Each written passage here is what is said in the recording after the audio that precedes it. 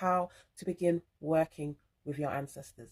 Altar work. Altars are literally a portal or a window into the other side. And so what you do with that window, i.e. the photo, the frame, and the image, that's our window. However you activate that window and put your intention into that window is how more powerful it will be and how more greater assistance and closer connection you can have with your ancestors. If you think about your family home that you grew up in or your grandmother's house, there's always that area in the living room where there are a stack of photos lined up of the elders. Essentially, what is operating there is an altar, a connection to those that came before us. We've always had these spaces in our homes which have acted like altars. They literally are an embodiment of a collection of the souls who came through that ancestry bloodline, all united together. It is literally like you have organized a family reunion on your wall. There's a reason why we've been ancestrally doing that, because even though we might not be consciously aware of it, we know, and we know that it's important.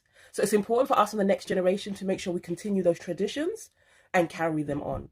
It's a space for you to celebrate their energy, their essence, who they were on earth. You're going to put things on that altar that you know they liked. If they smoke cigars, you'd put a cigar. You know they like roses. You might keep putting fresh roses whenever you have them. You're going to have a water element, a little bowl of water. I like to put rum. My ancestors are Jamaican, so them love some real nephews rum. Rum, brandy, or spirits are called spirit for a reason, okay? And they really do help enhance the connection to the spirit realm. This is why they've been used for so many years in our rituals and our practices. And another thing is a candle.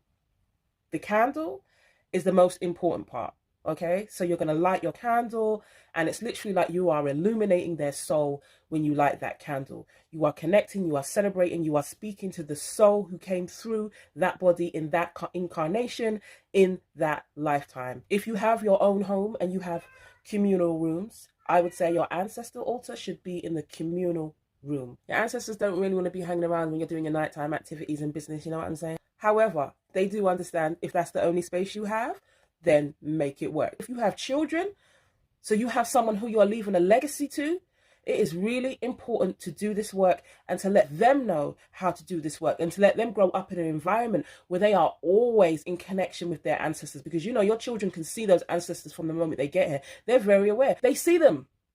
We help them to tune that out and become numb to all of this. So the more you do your work, the more you will keep them in line with that, the more you will help them expand and stay in that state of awareness. It's so important. Acknowledge them and be grateful.